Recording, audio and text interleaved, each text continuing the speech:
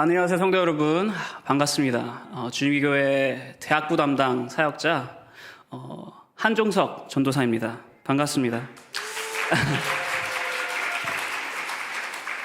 사실 제가 이곳에 이렇게 저의 이 간증을 이렇게 나누려고 나왔는데, 사실 오늘 함께 나눌 이 간증은 아마 많은 분들이 조금 익숙하지 않은 그러한 계통의 좀 간증일 것입니다. 보통 이런 시간, 이런 곳에 이렇게 나와서 하시는 그런 간증들은 보면 이러한 간증들을 나누세요. 어떠한 간증들이냐? 바로 성공하는 간증들을 나누십니다.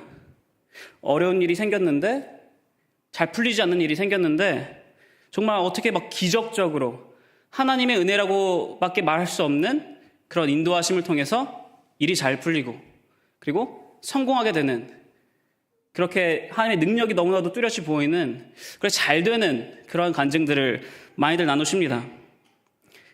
그런데 그 누가 보아도 성공하였다라고 하는 그러한 간증과는 오늘 나눌 간증은 좀 많이 다를 것입니다. 왜냐하면 제가 나누는 간증 가운데, 제가 나누는 간증은 그 누가 보아도 성공이다라고 말할 수 있는 그런 내용이 하나도 없을 것입니다. 아니, 오히려 세상 사람들이 보기엔, 타인들이 보기엔 실패로 끝났다 라고 말한, 아니, 나에게는 이런 일이 생기지 않았으면 좋겠다 할 법한 그러한 간증이 될 것입니다. 하지만 그럼에도 불구하고 하나님께서는 그 삶 가운데 분명히 역사하셨기 때문에 그 간증 지금 한번 나누려 합니다.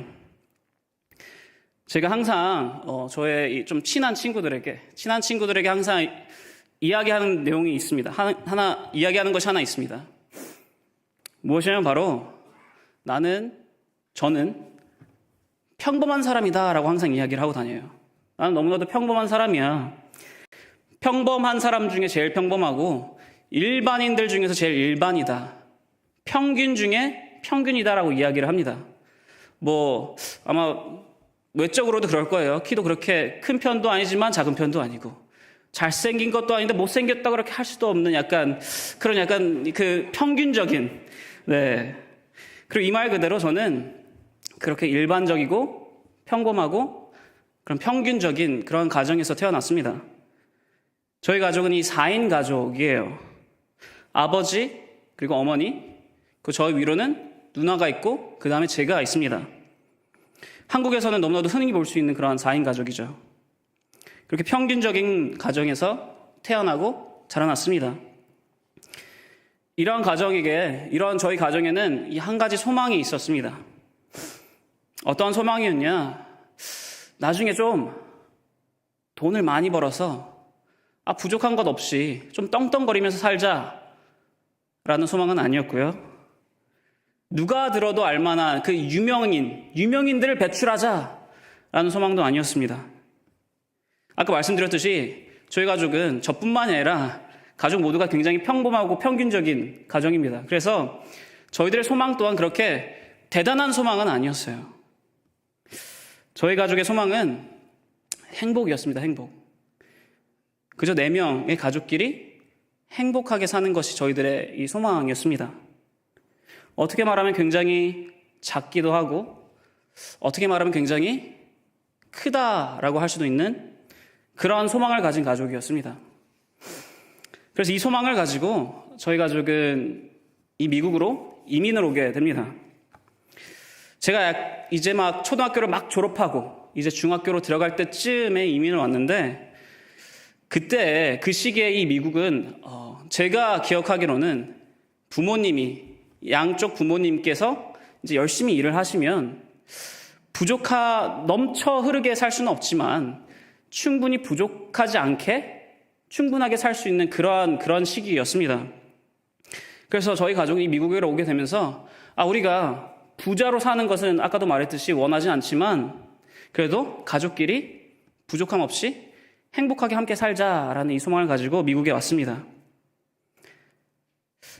그런데 저희들이 가졌던 그 소망은 이민 온 지 얼마 되지 않아서 무너지기 시작했습니다. 여러분, 젠가라는 놀이 아시나요? 제가 사진을 한번 준비하려고 했는데 제가 까먹었어요. 젠가라는 놀이가 있는데 어떠한 놀이냐면은 이 나무 블럭을 이렇게 쌓아 놓습니다. 먼저 탑처럼 이렇게 쌓아 놓고 있다가 쌓아 놓고 이제 시작을 해요. 어떻게 시작을 하느냐? 그 쌓아 놓은 나무 블럭 하나를 빼고 그 다음에 그 뺀 나무 블럭을 맨 위로 올려놓습니다.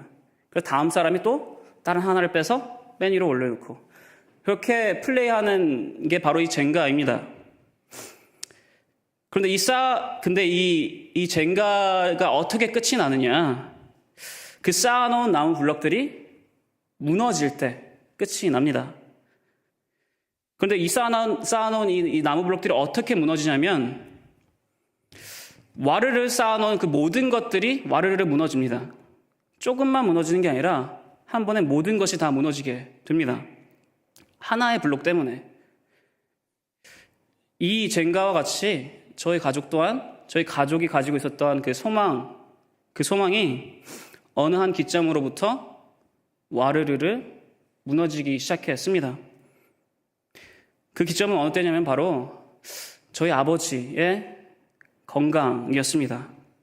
저희 아버지의 암이셨습니다. 이민을 오고 나서 그 소망을 가지고 이민을 오고 나서 얼마 되지 않았을 때 저희 아버지께서는 이 암 판정을 받게 되셨습니다. 그때가 이제 제가 막 중학교에 올라갔었을 때인데 저는 사실 아버지께서 암에 걸리셨다. 아버지께서 암이시다라는 말을 듣고 두렵거나 걱정하거나 무섭지는 않았습니다. 주님께서 우리와 함께 하시니까 라는 믿음 때문이라면 너무나도 기특했겠지만 그 이유는 아니었어요.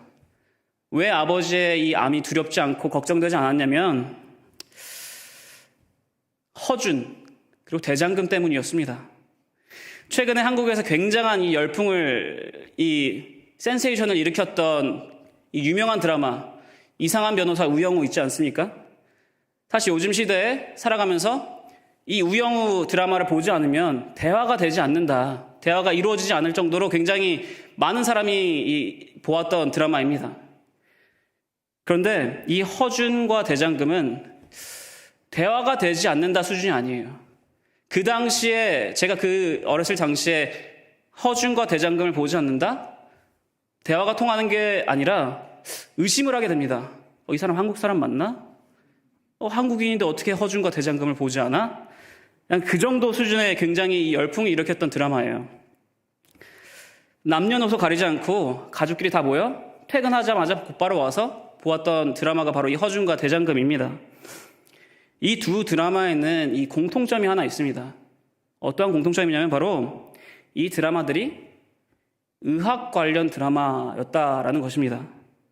허준은 당연히 그렇지라고 하시는데 대장금은 요리하는 드라마 아닌가? 라고 하실 수도 있겠지만 대장금 처음에 시작할 때 장금이가 의원으로 시작을 합니다. 그래서 초반에는 약간 이 의학에 관한 드라마입니다. 어찌되었든 저는 이 허준과 대장금을 항상 시청하면서 자라났고 굉장히 이 허준과 대장금의 내용들에 굉장히 친숙하였습니다. 그래서 병이라는 게 무섭지 않았어요. 왜냐하면 이 허준과 대장금 보면 항상 죽을 것 같은 사람도 너무나도 심한 병에 걸린 사람도 다 치료했습니다. 그 어느 누구도 죽은 사람이 없었어요. 이 허준과 장금이가 어떻게 일을 하기 시작하면 많은 이들이 치료받고 살아나게 되었습니다. 그 시절도 그럴 때인데 하물며 지금 이렇게 의학이 발전된 이 시기에 아버지 암 또한 병원 가면 치료되겠거니 라는 그러한 생각이 믿음이 있었습니다. 그냥 시간 문제겠구나 그런 생각을 가지고 있었어요. 그런데 그 생각은 그렇게 오래가지 않았습니다. 왜냐하면 저희 아버지께서 눈에 띌 정도로 어린 제가 봐도 이게 큰일이구나 라고 생각이 될 정도로 점점 수척해 가시기 시작했기 때문입니다. 시간이 갈수록 너무나도 급격하게 체중이 빠지시기 시작했고요. 머리카락이 빠지고 어느 순간부터는 몸을 제대로 가누지 못하셔서 집 밖으로 나가는 것은 꿈꾸지도 못했습니다. 그렇게 몇 개월간 아버지께서 아파하셨어요. 그런데 이제 어느 날 저는 이제 학생이니까 계속해서 학교를 다니고 있었는데 제 학교에 있는데 어느 날 선생님이 저를 이렇게 부르시더라고요. 수업 도중에 이 학교 학기 도중에 그러면서 이렇게 말씀하십니다. 종서가 누가 너를 픽업하러 왔다고. 아직 학교가 안 끝났는데 제가 알고 있는 누가 그런 행사, 가족 행사나 제가 가야 될 곳도 없는데 누가 저를 픽업하러 왔다라고 이렇게 저희 선생님께서 말씀하시는 겁니다. 그래서 가보니까 저를 픽업하러 오신 분이 바로 저희 부모님의 친구분이셨어요. 그분께서 저를 픽업하러 오셨다고 해서 너무나도 이제 친한 분이어가지고 그분 차를 타고 이제 갔습니다. 그런데 가는데 저에게 어디로 간다, 무엇 때문에 간다라는 것을 이야기해 주시 않으시더라고요. 그래서 뭐지? 왜 나를 부르시지? 어디를 가는 거지? 라고 이렇게 생각할 즈음에 도착을 하게 되는데 그 도착한 곳이 어디냐면 바로 이 호스피스 병원이었습니다. 그리고 그 병원, 이 병동 중 한 곳에 저희 아버지가 누워 계시더라고요. 그냥 누워 계시는 게 아니라 정신을 차리지 못하시고 산소호흡기를 끼시며 누워 계셨습니다. 그리고 그곳에서 얼마 안 있다가 아버지께서 돌아가셨습니다. 저는 처음에 이 사실을 받아들이지 못했어요. 머리로는 이해가 갔습니다. 아버지께서 이제 돌아가셨구나. 아버지께서 내 곁에 계시지 않는구나 라는 게 머리로는 이해가 갔는데 제 마음으로는 이해가 가지 않더라고요. 와닿지 않더라고요. 받아들일 수가 없더라고요. 그래서 목소리로는 이렇게 그때 울고 있는데 목소리로는 우는 소리를 내는데 눈에서 눈물은 나오지 않았습니다. 그러다가 아버지의 이 죽음이 확 와닿는 순간이 있었는데 어느 때냐면 장례식이었습니다. 장례식 때 이 친한 분들이 오셔서 그 애도를 표하시는 것을 보면서 그때 확 와닿더라고요. 아버지께서 돌아가셨구나. 이게 지금 내가 꿈꾸고 있는 것도 아니고 상상하는 것도 아니고 지금 이게 나에게 일어난 현실이구나 라고 이렇게 깨닫게 되더라고요. 그때부터 저의 가족의 이 소망, 행복하게 넷이서 함께 살자는 무너지기 시작했습니다.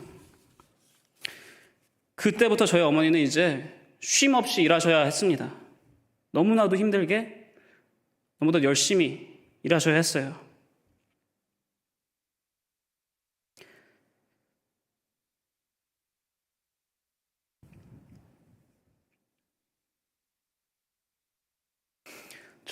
저희 누나는 그래서 빨리 어른이 되고 싶었습니다. 가족을 좀 도와주기 위해서. 그럼 제가 막내지 않습니까? 좀 저에게는 다행이다 하는 게 있었어요. 무엇이냐면 바로 저희 누나의 이 존재였습니다. 저와 누나는 연년생이에요. 1년 차밖에 안 되지 않는다라는 것입니다. 이렇게 1년 차밖에 나지 않지만 저희 누나는 저보다 너무나도 성숙했어요. 훨씬 성숙했습니다. 아버지가 돌아가시자마자 누나는 이제 목표를 잡고 이제 열심히 나아가더라고요. 장녀로서 이 가족을 좀 도와줘야겠다라는 그 책임감과 그 부담감이 있었나 봅니다. 누나는 원래 이 미술을 좋아했었는데 아시다시피 미술이 이렇게 좀 가족을 도와주기에는 힘든 그런 메이저잖아요. 그렇죠? 그렇다 보니까 이 누나는 그때부터 이제 공부를 하기 시작했습니다. 공부를 해서 의사가 돼야겠다. 빨리 의사가 돼서 가족을 도와줘야겠다라는 마음으로. 그런 누나가 저에게는 굉장히 큰 기댈 수 있는 곳이었습니다. 항상 누나한테 툴툴거리고 짜증내고 화냈지만 마음속에서는 항상 누나에게 기대고 있었어요. 왜냐, 어머니는 너무나도 바쁘시니까, 곁에 없으니까 항상 누나에게 이렇게 기대고 있었습니다. 그래서 안심했어요. 아버지는 이제 돌아가셨지만 우리 곁에 계시지 않지만 그래도 누나가 있어서 너무 다행이다. 아직 내가 기댈 수 있는 곳이 한 곳 남아있구나 라고 이렇게 안심을 하고 있었습니다. 그런데 아까 제가 이 젠가라고 했잖아요. 그렇죠? 젠가가 무너질 때 제가 어떻게 무너진다고 말씀드렸습니까? 조금 무너지는 게 아니라 와르르 다 무너진다고 말씀드렸습니다. 아버지께서 돌아가시고 1년이 안 됐을 즈음, 1년쯤 됐을 때 저희 가족에게 또다시 이렇게 어려움이 찾아오게 됩니다. 그때 저희 누나는 많은 것을 이렇게 포기하고 공부를 굉장히 열심히 했어요. 사실 이곳에 그 당시 한국에서는 막 영어하는 것이 너무나도 이렇게 익숙한, 한국 가면 누구나 영어하는 그러한 상황도 아니었기 때문에 그 당시 여기 와서 이 학교를 다닌다는 것은 쉽지 않았습니다. 영어 공부를 따로 했었어야 했어요. 말도 통하지 않았는데 어떻게 보면 어떨 때는 이 손가락질 당하는 그러한 상황 속에서 굉장히 열심히 누나는 공부를 했습니다. 그러다 보니까 당연히 스트레스가 쌓였겠죠. 그렇죠? 그런데 저희 누나가 스트레스를 푸는 방법은, 풀 수 있는 방법은 그렇게 많지 않았어요.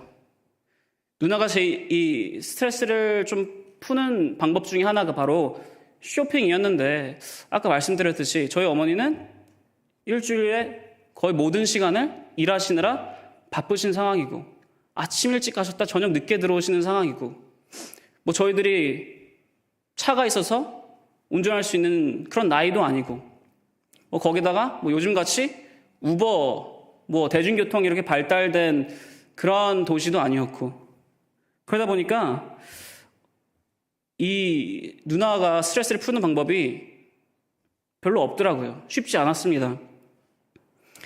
쇼핑 나가는 게 쉽지 않았어요. 그러다 어느 날 저희 어머니 친구분께서 샌마르코스를 가신다는 거예요. 여러분 다들 아시죠? 샌마르코스 아울렛몰, 대형 아울렛몰.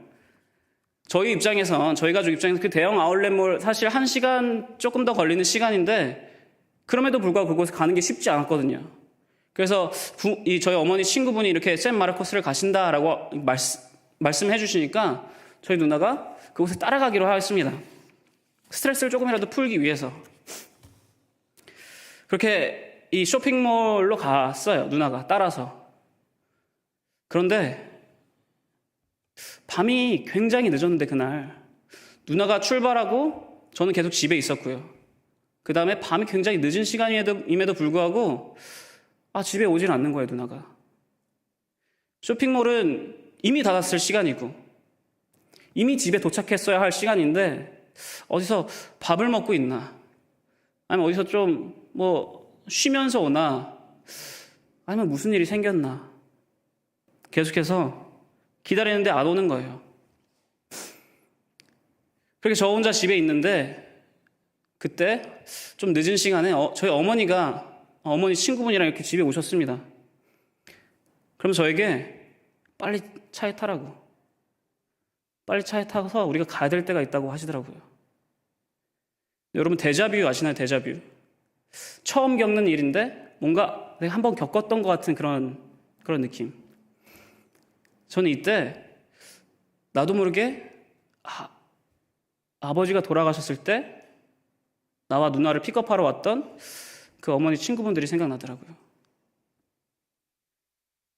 이번에 가는 길 동안에는 어디로 가는지 알려주셨습니다. 그때 무엇 때문에 가는지도 알려주셨어요. 저희 어머니와 함께 동행하는 분이 말씀해 주시더라고요. 지금 누나가 차를 타고 집으로 돌아오는 길에 차 사고가 났다. 그래서 지금 병원에 있다라고 알려주시더라고요. 저는 그 말을 들었을 때 아무 생각이 나지 않았습니다. 그냥 멍했어요. 그렇게 있는 저에게 그분이 저에게 이렇게 말씀하시더라고요. 종서가 지금 기도해야 돼. 기도하라고 하시더라고요. 근데 사실 저는 그 당시 뭐 이렇게 아까도 말씀드렸지만 막 굉장히 신실한 하나님을 믿는 뭐 그런 어린 아이가 아니었습니다. 하지만 그럼에도 불구하고 기도를 했어요. 주님, 누나 아프지 않게 지켜주세요. 차 사고 이미 난 거 알고 있습니다. 하지만 안전하게 지켜주세요. 그 어디 크게 다치지 않았도록. 그냥 바로 건강하게 우리가 지낼 수 있도록 크게 다치지 않게 주님께서 지켜주세요 라고 그것만 계속해서 반복하며 기도하였습니다. 그렇게 병원에 도착한 이후에도 계속해서 그렇게 기도를 하였어요.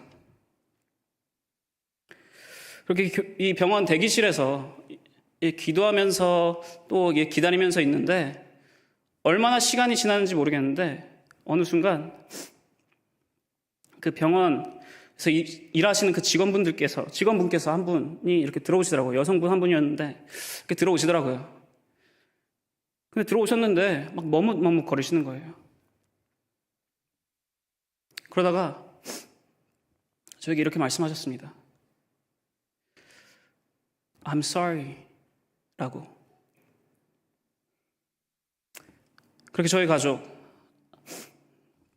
일반적이고 평범하고 평균이었던 그 4인 가족은 그 순간 갑작스럽게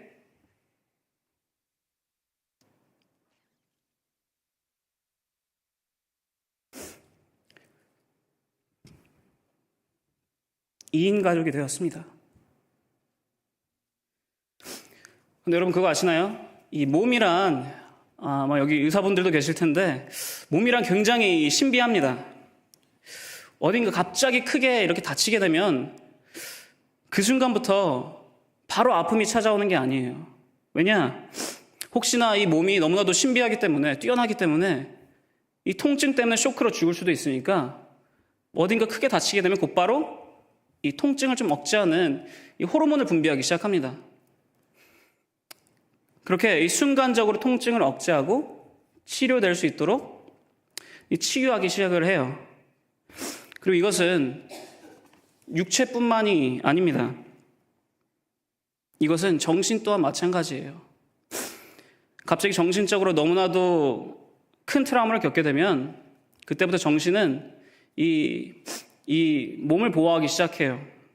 그 트라우마, 그 아픈 기억들 기억하지 못하고 생각하지 못하도록 이 안 보이는 것으로 이렇게 숨기기 시작합니다. 또다시 충격받아서 어렵지 않도록 생각하지 않게 하고 거론하지 않게 하고 기억하지 않게 합니다. 의도적으로도 또 무의식적으로도. 저도 마찬가지였습니다. 아까도 말씀드렸듯이 아버지가 돌아가신 이후에 저희 누나는 저에게 굉장히 큰 기대는 곳이었어요. 항상 화내고 짜증냈지만 제 마음속에는 누나밖에 기댈 사람이 없다. 누나에게 크게 기댈 수밖에 없었던 상황입니다. 근데 그 누나가 뭐 아버지 때처럼 아프시다가 좀 시간이 지나다가 돌아가신 것도 아니고 갑작스럽게 이렇게 없어지게 되면서 저는 그 순간부터 제 삶 속에서 아빠라는 단어와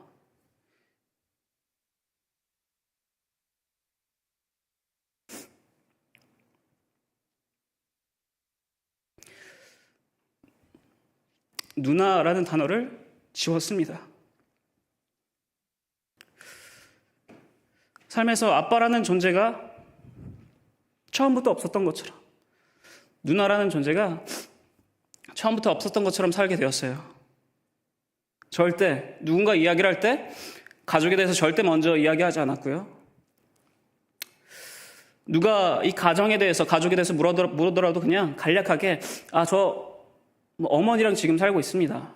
이렇게 좀 되게 애매모호하게 아버지가 한국에 계신 건지 여기도 계시는데 돌아가신 건지 잘 알지 못하게 되게 애매하게 대답을 했어요.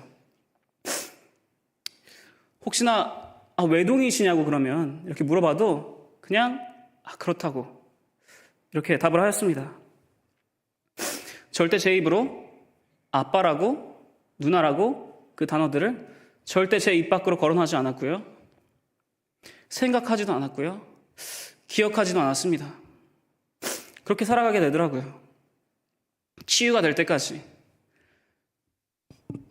근데 여러분, 그 치유가 얼마나 걸린지 아십니까? 저는 그렇게 10년이 넘는 세월을 살았습니다.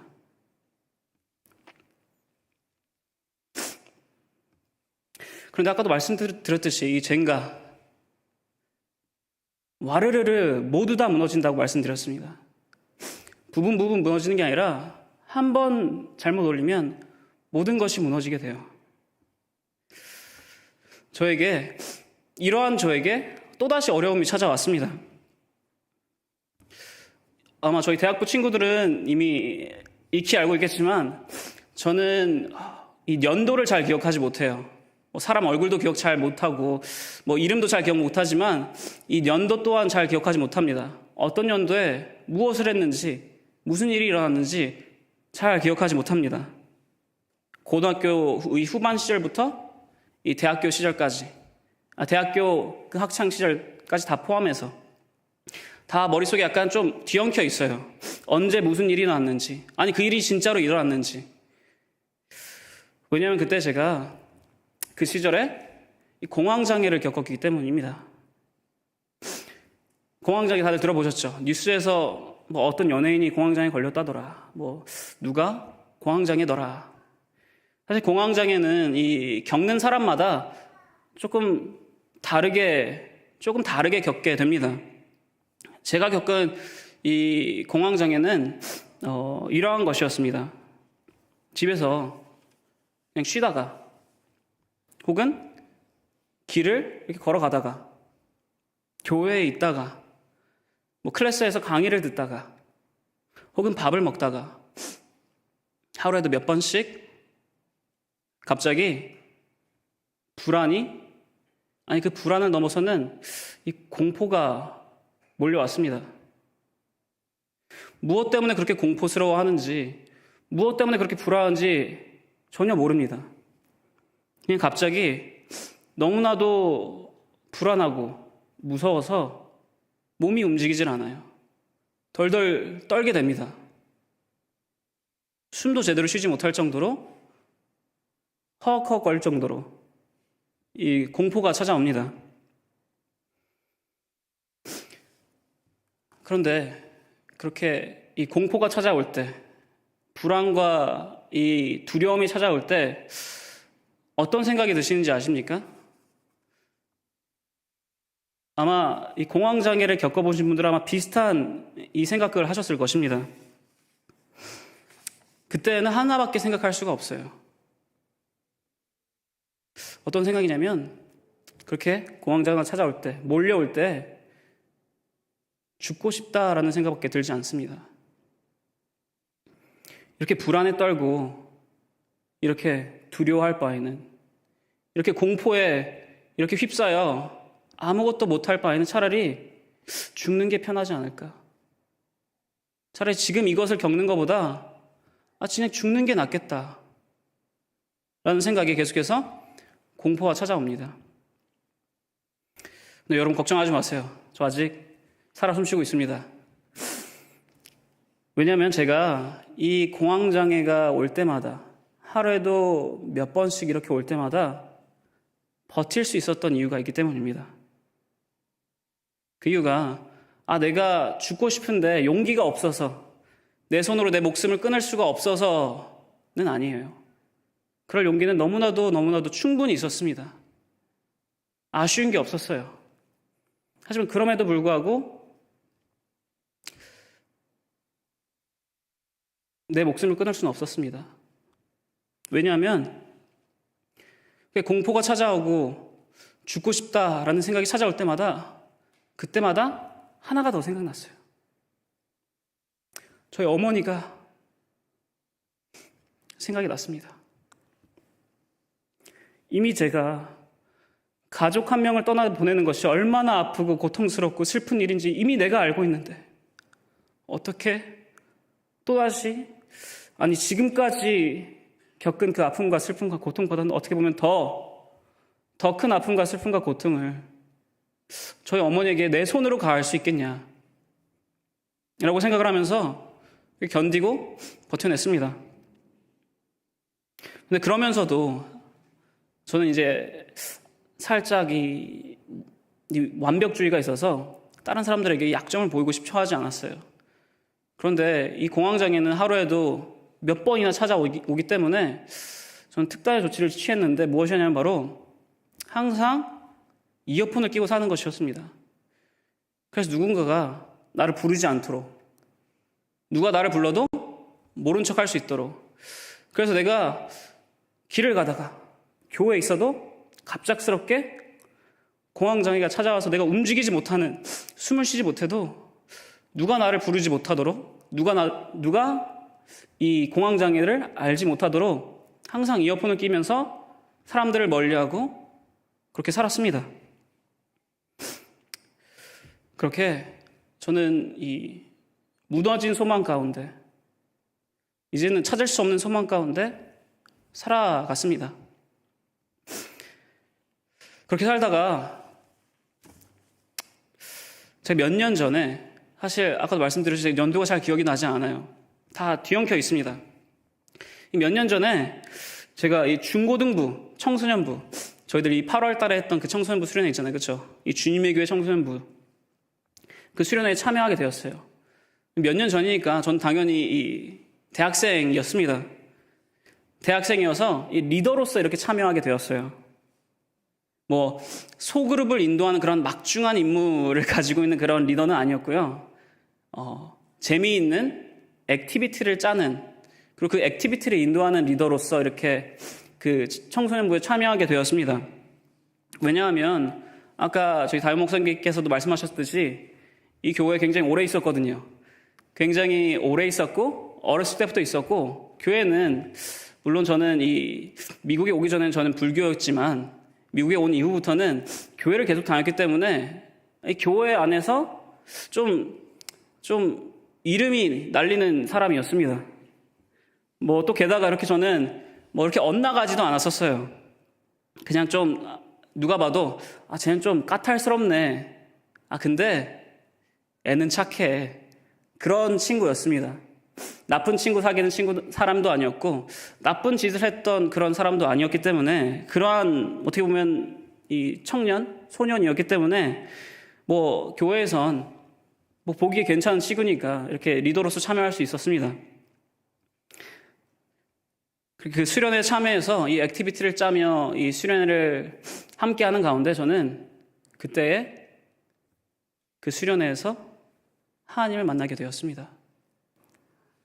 그 수련회 예배 가운데, 그 수련회 예배의 설교 가운데 저는 하나님을 만날 수 있었어요. 사실 그때 제가 들었던 그 설교 내용이 무엇인지 하나도 기억이 나지 않아요. 이상하죠? 설교 가운데, 예배 가운데 하나님을 만났다면서 설교 내용 하나도 기억나지 않습니다. 수련회 주제가 무엇이었는지도 기억이 나지 않아요. 말씀 구절이 뭐였는지 그것도 기억이 나지 않습니다. 제가 이 수련회 이 예배, 제가 하나님을 만났던 그 예배에서 기억나는 딱 두 가지였어요. 첫 번째는 무엇이냐? 설교가 굉장히 짧다. 이 강사님 설교 굉장히 짧게 하시는구나. 왜냐면 보통 수련회 하면은 기본이 1시간이잖아요. 그렇죠? 기본이 1시간, 평균적으로 1시간 반, 좀 길게 하시는 분은 2시간, 3시간까지 하시는 분들도 계시다고 하더라고요. 정말 대단하십니다. 그것이 하나 기억났고요. 다른 거 하나 기억에 남는 것은 바로 그 순간, 그 예배, 그 설교에, 그때에 하나님께서 저에게 하신 말씀이 기억났습니다. 하나님께서는 그때 저에게 이렇게 말씀하셨어요. 내가 너를 사랑한다. 내가 너를 너무나도 사랑한다. 이 과거에도, 지금 이 순간도, 아니 이후에 있을 미래에도 내가 정서가 너를 너무나도 사랑한다 라고 말씀해 주셨습니다. 아마 삼자가 보기에는 좀 얼척이 없을 거예요. 아니 어떻게 사랑한다 하시면서 그렇게 하실 수 있냐고, 어떻게 사랑한다 말씀하시면서 그런 일을 겪게 하실 수 있냐고, 왜 그런 아픔과 슬픔과 고통과 고난과 그런 절망을 안기게 해주셨냐고 다른 삼자라면 그렇게 얘기할 수 있습니다. 그런데 여러분 그거 아십니까? 저는 그 순간 그때 모든 게 이해가 갔습니다. 제가 겪은 아픔, 이 고통, 이 슬픔, 이 환난, 이 고난, 이 모든 것이 지금 이 순간 내가 이 하나님과 만나기 위함이구나. 이것이 하나님 사랑이구나. 사랑이었구나. 라고 깨닫게 되었습니다. 이 사랑을 통해서 이 순간을 통해서 내가 이 구원의 확신을 얻기 위함이었구나를 깨닫게 되었어요. 물론 지금 다른 이들에게 어떻게 그러냐, 어떻게 그것들이 다 사랑이었냐라고 말하면 그 사람들을 이해시키기 위해서 설명할 수가 없습니다. 설명이 되지 않아요. 하지만 저에게는 그 모든 것이, 아니 나의 모든 것이 하나님의 사랑인 것을 깨닫게 되었습니다.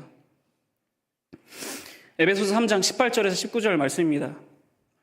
에베소 3장 18절에 19절 제가 좀 읽기 쉽게 새 번역으로 갖고 왔는데 다 함께 한 목소리로 읽어보겠습니다. 읽겠습니다. 모든 성도와 함께 여러분이 그리스도의 사랑의 너비와 길이와 높이와 깊이가 어떠한지를 깨달을 수 있게 되고 지식을 초월하는 그리스도의 사랑을 알게 되기를 빕니다. 그리하여 하나님의 온갖 충만하심으로 여러분이 충만하여지기를 바랍니다. 아멘. 하나님의 이 사랑은 우리의 지식으로, 우리의 이해로 다 설명할 수가 없습니다. 다 말할 수는 없지만 하나님께서 우리에게 각각 사람들에게 깨닫게 해주신다고 하세요. 그 하나님의 사랑이, 그 그리스도의 사랑이 그 너비와 길이와 높이와 깊이가 얼마나 크고 얼마나 대단하고 얼마나 위대한지를 알려주신다, 깨닫게 해주신다고 하십니다. 다른 이들을 이해시킬 수는 없고 다른 이들에게 모두 다 설명할 수는 없지만 분명 그 시간, 그 순간 하나님께서는 그 예배 시간 저에게 말씀해 주셨어요. 종서가 내가 너를 너무나도 사랑한다라고, 영원까지 사랑한다라고. 그리고 그 순간부터 저는 바뀌기 시작했습니다. 저의 삶이 바뀌기 시작했어요. 사실 다른 이들이 보기에는 크게 바뀌지 않았을 것입니다. 왜냐 아까 제가 말씀드렸듯이 저는 그렇게 크게 엇나간 그런 친구가 아니었거든요. 그러니까 다른 이들이 보기에는 그냥 계속해서 교회 나오고 계속해서 예배 드리고 그런 애는 착한 그러한 친구, 그렇게 보였을 것입니다. 왜냐하면 저의 상황은 그 어느 것도 바뀌지 않았거든요. 아직도 저는 세상에서 약자였고요. 아직도 저는 아픔이 있고 상처가 있는 사람이었고요. 아직도 저는 그냥 그런 교회 가는 사람이었습니다. 아무것도 바뀌지 않았어요. 그런데 세상 그 무엇도 바뀌지 않는데 단 한 가지 바뀐 게 무엇이냐? 바로 제가 바뀌었습니다. 그리고 제가 바뀌자 놀랍게도 세상이 바뀌기 시작하더라고요. 삶이 바뀌기 시작했습니다. 저는 그때부터 지금까지는 그냥 주일이기 때문에 교회 나고 금요일이기 때문에 교회 나왔던, 그렇게 그냥 예배를 드려야 되니까 드리는 그런 사람이었는데, 그때부터 저는 예배에 집중하기 시작했습니다. 어떻게든 매 순간순간 이 예배를 통해서 하나님을, 내가 그 수련할 때, 그 예배 때, 그 말씀을 들었을 때 그 하나님을 만나고 싶어 했고요. 체험받으려고 저희 목사님, 이 담임 목사님께 항상 하시는 말씀인 몸부림쳤습니다. 그런데 그렇게 예배에 집중하기 위해서, 이 온전한 예배를 드리기 위해서 이렇게 몸부림을 치다가, 집중을 하다가 어느 한순간부터 부족하다라고 느끼게 되더라고요. 예배만으론 부족하다. 그래서 그때부터 말씀을 찾아 읽기 시작했습니다. 매일매일 지금까지 그 어떠한 상황 속에서도, 아무리 피곤하여도, 아무리 하루가 바빴어도 매일매일 성경을 찾아 읽었습니다. 쉬지 않고 읽었습니다. 그러자 다시 또 채워지기 시작하더라고요. 다시 또 주님 안에서 힘이 나기 시작하더라고요. 근데 여러분, 그것도 그렇게 오래 가지는 않았어요. 그래서 그때부터 기도도 하기 시작했습니다. 그리고 그렇게 예배, 말씀, 기도가 함께 하자 그 순간부터 제 삶 속에서 와르르르 그 무너졌던 소망이, 나에게는 다시는 없었을 것 같았던 그 소망이 생기기 시작했습니다. 주님께서는 이 소망을, 제가 알게 된 이 소망을 말씀을 통해서 더욱더 저에게 확신을 시켜주셨어요. 무슨 말씀이냐? 로마서 5장 3절에서 4절 말씀입니다. 아마 너무나도 유명한 말씀일 거예요. 저희들 다 함께 이 말씀 읽어보겠습니다. 읽겠습니다. 우리가 환난 중에도 즐거워하니 이는 환난은 인내를, 인내는 연단을, 연단은 소망을 이루는 줄 알미로라. 아멘. 주님께서 여기서 말씀하시기를, 우리가 환난 중에도, 환난이 이미 지나가서 내가 다시 뒤돌아볼 때만 그때는 그랬었지 하면서 지나간 이후에 즐거워하는 것이 아니라, 여기 말씀하시기를 환난 중에도, 지금 내가 아픔을 겪고 있고 고통을 받고 있고 슬픔을 겪고 있을 때도 그 중에도 즐거워하라 라고 말씀하세요.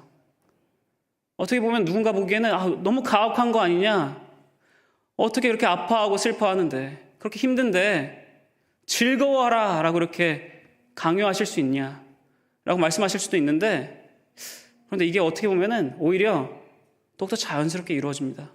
왜냐? 이 환난이, 우리가 이 환난을 겪고 있을 때 주님께서 우리에게 인내함이 무엇인지 알려주신다고 하십니다. 그리고 이 환난을 통해서 우리가 인내를 이룰 수 있도록 이끌어 주신다고 하십니다. 요즘 세상은 인내하는 것이 전혀 당연한 그런 세상이 아니에요. 새로운 것을 찾는 것, 새로운 것을 구하는 것이 너무나도 당연한 그런 세상입니다. 내 물건이 고장났을 때 그 물건을 어떻게든 고치고 고쳐서 몇 년, 몇십 년을 쓰는 게 아니라 이제는 그 물건이 조금만 고장나도 새 것을 사게 됩니다. 아니, 요즘 시대에는 고장이 나지 않아도 그냥 새 것을 사게 되어요. 그게 너무나도 당연한 세상이 되었습니다. 인간관계에 문제가 있을 때 그 인간관계 문제를 해결하는 것이 당연하지 않게 되었어요. 누군가와 인간관계에 문제가 생기면 그냥 그 사람을 무시하고 새로운 사람을 찾는 것이 너무나도 당연한, 그런 당연한 세상이 되었습니다. 이건 세상뿐만이 아니에요.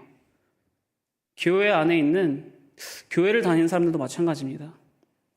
내가 교회와 어떠한 문제가 생겼을 때 그 문제를 해결하는 시도를 하지 않아요. 그냥 다른 교회를 가지 뭐 하면서 새로운 교회를 찾게 됩니다. 그게, 그러한 것이 너무나도 당연한 이런 세상이 되었어요. 인내할 필요가 없는 세상이 되었습니다. 그래서 주님께서는 여기서 말씀하세요. 우리에게 인내가 필요하다고.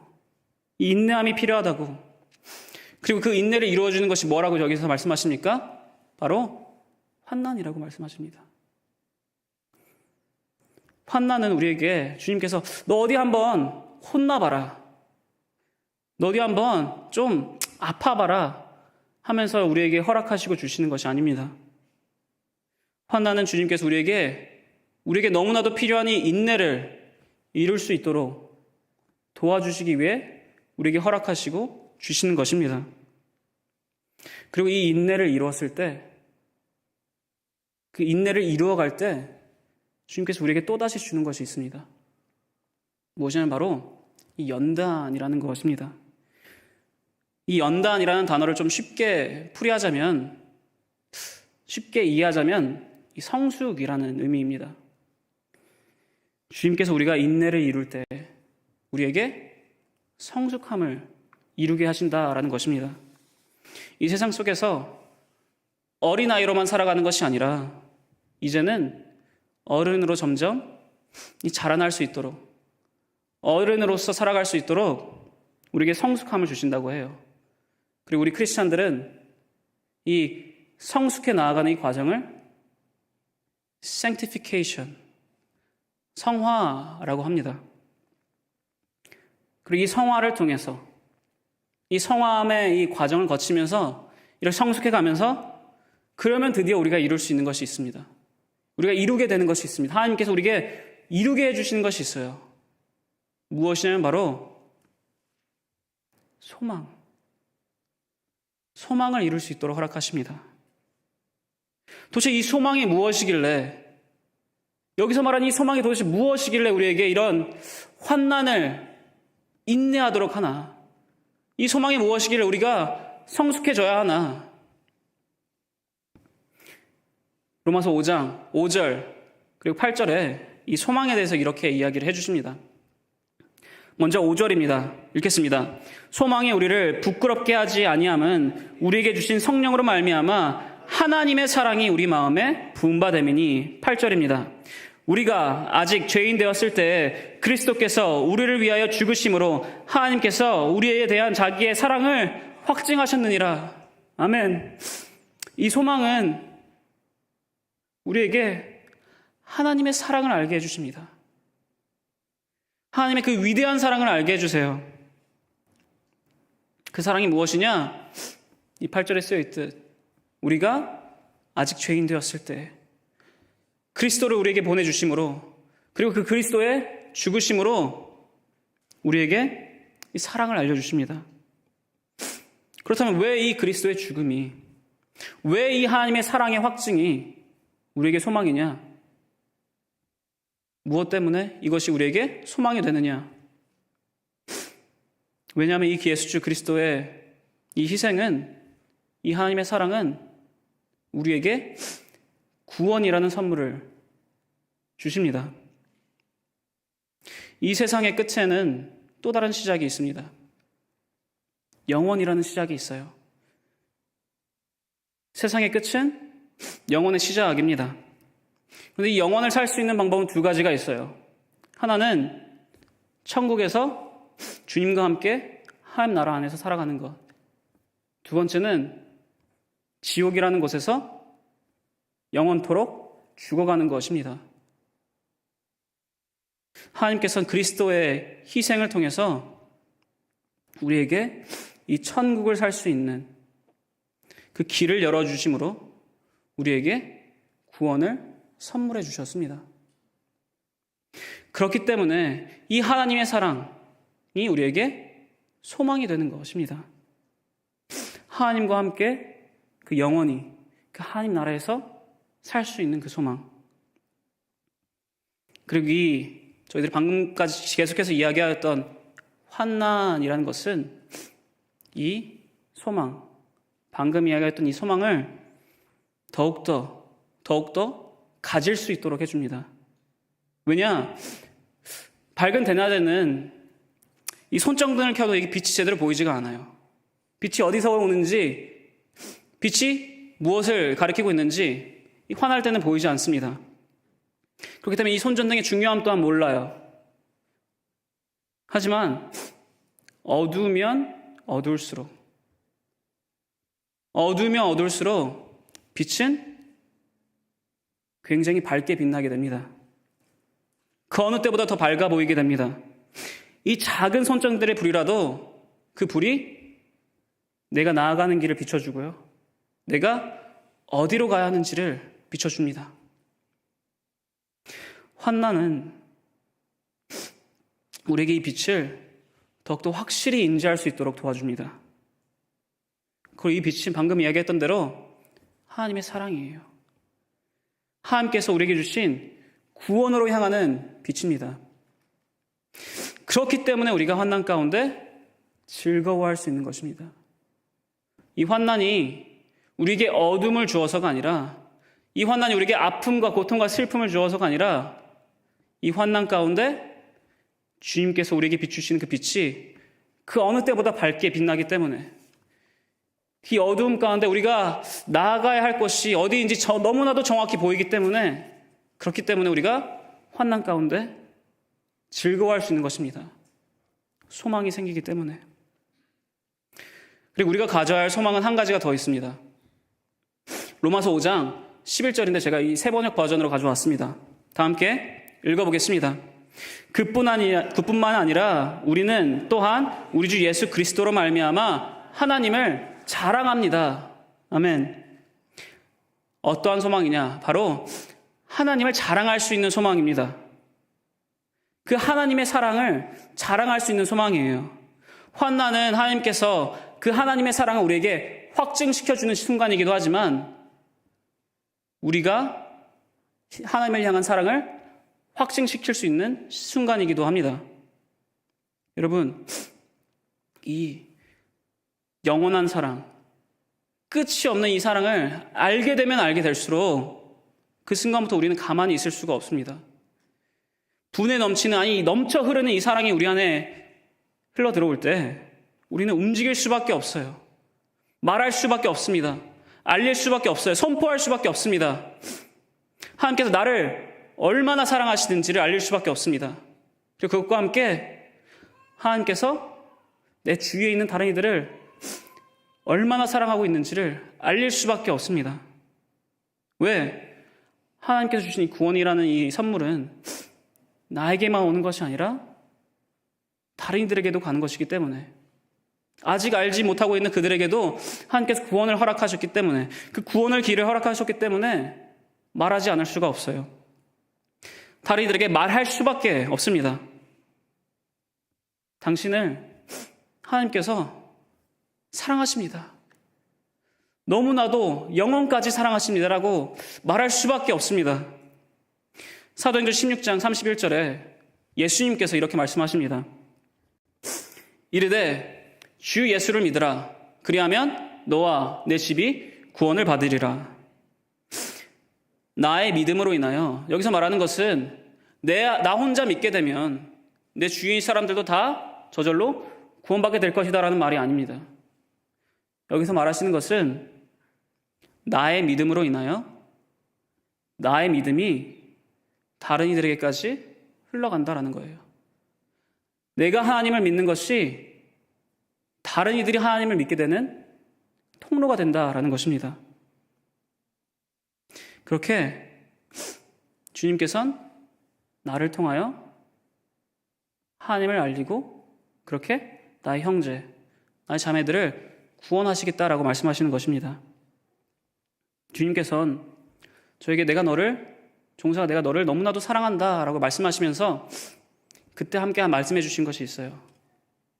종서가 너가 겪었던 이 아픔과 슬픔과 고통과 고난과 환난과 그 절망, 그것이 너에게 소망이 되기도 하지만 그것이 다른 이들에게도 소망이 되기도 한다라고 말씀해 주셨어요. 왜냐? 이미 내가 겪은 이 환난과 고난을 통해서 종서가 너가 다른 이들을 도와줄 수 있다라고 말씀하시기 때문입니다. 저와 비슷한 고난을 겪고 있는 자들에게, 그리고 비슷한 고난을 겪게 될 자들에게 도움을 줄 수 있다라고 말씀하세요. 내가 그들의 고난을 해결할 수는 없지만, 그러할 능력은 나에게 없지만 그들에게 공감해주고 그들에게 위로해주고, 내가 이미 걸어왔던 그 스텝을 통해서, 내가 이미 걸어왔던 하나님의 인도하심을 통해서 다른 이들에게 알려줄 수 있다는 거예요. 하나님의 사랑이, 하나님의 소망이, 하나님께서 주신 소망이 무엇인지를 그들에게 미리 알려줄 수 있다는 것입니다. 저에게는 이것을 깨닫는데 10몇 년이 걸렸지만, 10년 넘는 세월이 걸렸지만 주님께서 말씀하시길, 너에게는 그렇게 걸렸지만 너로 인하여 다른 이들은 그렇게까지 긴 시간 동안 고통을 받지 않아도 될 수도 있다라고 말씀하셨어요. 그들에게도 소망이 빠르게 전해질 수 있다라고 말씀하셨습니다. 맞습니다, 여러분. 그러니 소망을 가지시길 바라요. 하나님께서 주신 그 사랑에 대한, 하나님의 사랑의 확증에 대한 소망을 가지시기 바랍니다.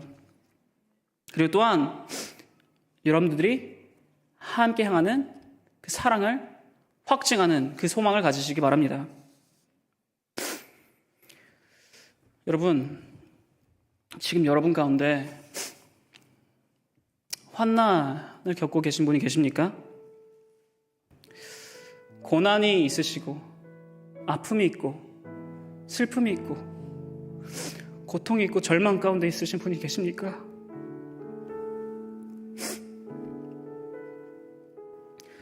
저 또한 이 큰 환난과 아픔과 이 고통을 겪었던 자로서 여러분들에게 괜찮아질 거야 라고 쉽게 말할 수는 없을 것 같습니다.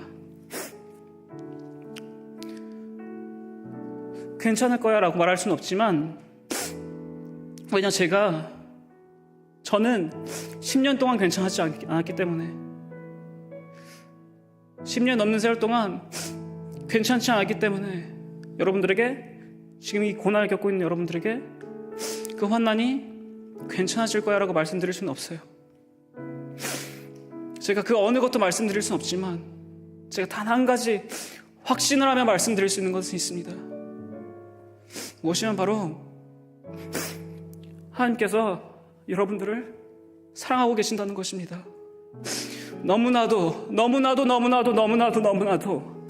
여러분들을 너무나도 사랑하고 계신다는 것을 제가 확신을 가지며 말씀드릴 수는 있습니다. 과거에도 그러셨고요, 지금 이 순간도 똑같이 사랑하고 계시고, 이후에, 이 미래에도 똑같이 사랑하실 것이라고 확신드리며 말씀드릴 수 있습니다. 영원까지 끝없이 사랑하실 것입니다. 그 사랑이 넘치는 주님께서 여러분들에게 계속해서 속삭이고 계시고 말씀하고 계세요. 내가 너를 너무나도 사랑한다라고. 이 하나님의 사랑을 여러분 잊지 마시기 바랍니다. 이 하나님의 사랑 언뜻 잘못하면 너무나도 쉽게 잊을 수 있습니다. 여러분 몸부림치시길 바라요. 하나님의 사랑을 잊지 않기 위해서, 그 소망을 놓지 않기 위해서 여러분 몸부림치시기 바랍니다. 이 하나님의 사랑을 붙들고, 또한 하나님을 향한 여러분들의 사랑을 붙들고 여러분 소망 가지시기 바라요. 오늘 이 순간 이루실 그 하나님의 역사에 대해서 소망을 이루시길 바랍니다. 또한 내일도 이루실, 여러분 삶 속에서 이루실 하나님의 역사하심을 소망하시기 바랍니다. 아니, 영원까지 여러분 삶 속에서 역사하실 그 소망을 여러분 소망하시기 바랍니다. 그렇게 기대하며 나아가시기 바랍니다. 매일의 삶 속에서 항상 그 어느 순간이나 기대와 소망이 있는 그런 모든 여러분 되시기를 축원합니다. 저희들 다 함께 이 시간 기도하였으면 합니다. 다 함께 여러분 결단하며 기도하였으면 합니다. 지금 이 시간 여러분 가운데 환난 가운데, 아픔과 슬픔과 고통 가운데 있는 분이 계시다면, 고난이 있으신 분이 계신다면, 혹여나 그 고난을 겪고 있는 다른 이들을 알고 계시는 분이 있으시다면 지금 이 시간 고백하시길 바라요. 주님, 나 너무나도 힘듭니다. 이 아픔과 고통과 슬픔과 환난과 고난이 너무나도 힘듭니다. 여러분 솔직하게 고백하시길 바라요. 주님께서 우리에게 원하시는 기도는 경건해 보이는 기도가 아닙니다. 멋있어 보이는 말을 하는 기도가 아닙니다. 듣기 좋은, 다른 이들이 듣기에 좋은 그러한 기도가 아닙니다. 우리가 주님을 하나님 아버지라고 고백하지 않습니까? 아버지께서는 우리가 괜찮은 척 하길 원하시지 않으세요. 우리가 솔직하기를 바라십니다. 아프면 아프다고, 슬프면 슬프다고 그렇게 솔직하게 고백하기를 원하십니다. 그렇게 고백할 때 주님께서 분명히 말씀하실 거예요. 내가 너를 너무나도 사랑한다라고 말씀해 주실 것입니다. 그렇게 우리를 인내케 하시고 연단케 하실 것입니다. 그리고 그렇게 우리가 환난 가운데 즐거워하며 환난 가운데 그 어느 때보다 더욱더 소망을 붙들 수 있도록 인도해 주실 것입니다. 무엇을 통해서요? 하나님의 사랑을 통해서, 하나님의 그 사랑의 확증을 통해서 지금 이 시간 솔직하게 고백하며 나아가는 모두 되길 바랍니다. 다 함께 기도하겠습니다. 하나님 아버지 감사드립니다. 주님의 그